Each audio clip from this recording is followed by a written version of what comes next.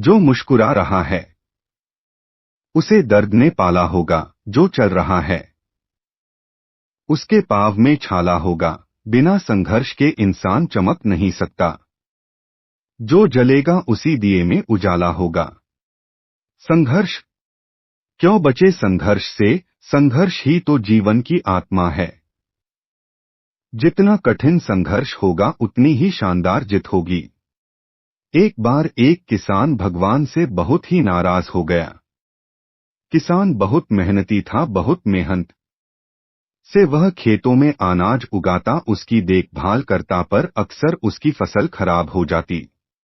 कभी सूखा पड़ जाता, कभी बाढ़ आ जाती, कभी तेज धूप, कभी आंधी, कोई न कोई कारण बन ही जाता कि उसकी फसल खराब हो जाती।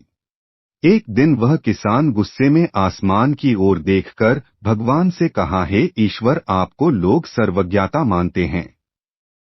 मानते हैं कि आप सब जानते हैं, कहते हैं कि आपके इच्छा के बिना एक भी पत्ता नहीं हिलता, पर मुझे तो लगता है कि आप छोटी सी छोटी बात भी नहीं जानते। आपको तो ये भी नहीं पता कि खेतीबाड़ी कैसे करते हैं। अगर आप जानते होते तो हर समय जो बाढ़, आंधी और तूफान आते हैं वो कभी नहीं आते। आप नहीं जानते कि कितना नुकसान उठाना पड़ता है हम किसानों को। यदि आप मेरे हाथ में यह शक्ति दे दे कि जैसा मैं चाहूं वैसा मैं मौसम कर दूं, फिर आप देखना मैं अन्य के भंडार लगा दूंगा। भगवान इस किसान के तीखे वाक्य सुनकर मुस्कुरा रहे थे और वह किसान के सामने प्रकट होकर बोले, मैं आज से तुझे यह शक्ति देता हूं कि तुम अपनी खेतों पर तुम्हारी जैसी इच्छा हो तुम वैसा मौसम कर दोगे। मैं बिल्कुल भी दखल नहीं दूंगा, तुम्हारी इच्छा से सब कुछ होगा। किसान बहुत खुश हो गया। किसान ने गेहूं की फसल अपनी खेतों में बोई। जब उसे लगा कि खेतों को धूप चाहिए तो खेतों को धूप मिले, जब पानी बरसना चाहिए तभी पानी बरसा। आंधी, तूफान, बाढ़, कुछ भी उसने अपने खेतों पर आने नहीं दिया। किसान के खेत में इस वर्ष ऐसी फसल हुई जैसी कभी नहीं हुई थी। हरी भरी लहलहाती फसल देख मन ही मन वह बहुत खुश हो गया और सोचने लगा, अब सबूत के साथ दिखाऊंगा भगवान को कि इसे कहते हैं शक्ति का सही उपयोग। मेरी सफलता देखकर उन्हें अपनी नियम जरूर बदलने पड़ेंगे। कुछ दिन गुजरे, फसल कटने को तैयार हो गए। किसान बहुत उत्सुकता के साथ फसल को काटने लगा, पर जैसे ही उसकी नजर गेहूं की बालियों पर गया तो उसने अपना सिर पीट लिया और वह रोने चिल्लाने लगा। गेहूं की एक भी बाली के अंदर गेहूं का दाना नहीं था, सारी बालियां अंदर से खाली थी।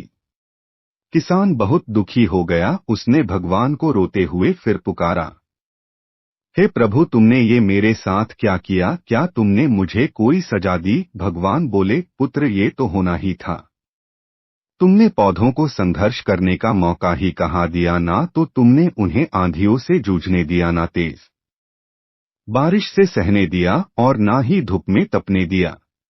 एक भी चुनौती का सामना तुमने उन्हें नहीं करने दिया, इसीलिए सारे पौधे अंदर से खोखले रह गए।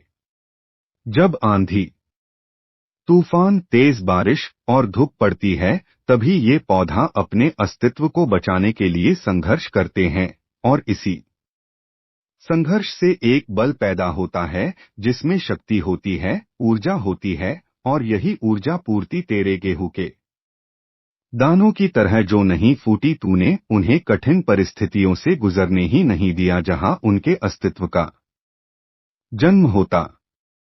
सारे बालियां इसीलिए खाली है, इसमें एक भी गेहूं का दाना इसलिए नहीं है क्योंकि तुमने अपने पौधों को संघर्ष कराया ही नहीं।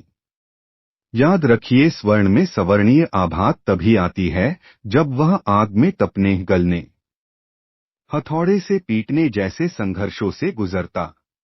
कोयले का टुकड़ा हीरा तभी बनता है जब वह उच्च दाब और उच्च ताप की मुश्किल परिस्थितियों से गुजरता है। इसी तरह यदि हमारी जिंदगी में कोई संघर्ष ही ना हो, कोई चुनौती ही ना हो, तो हम भी गेहूं की बालियों की तरह खोखले रह जाएंगे, कोई अस्तित्व नहीं होगा हमारा। विपरीत परिस्थितियां, चुनौतियां, समस्याएं हमें और अधिक निखारती है। यदि जीवन में कठिन परिस्थितियां और चुनौतियां आए तो घबराना मत, बल्कि सामना करना। विश्वास करना कि आप और अधिक निखर जाओगे और अधिक मजबूत बन जाओगे। किसी ने कितना सही कहा है, जिंदगी जीना आसान नहीं होता, बिना संघर्ष कोई महान नहीं होता। जब तक ना पड़े हथौड़े की चोट तब तक पत्थर भी भगवान नहीं होते। चैनल को सब्सक्राइब करें। धन्यवाद।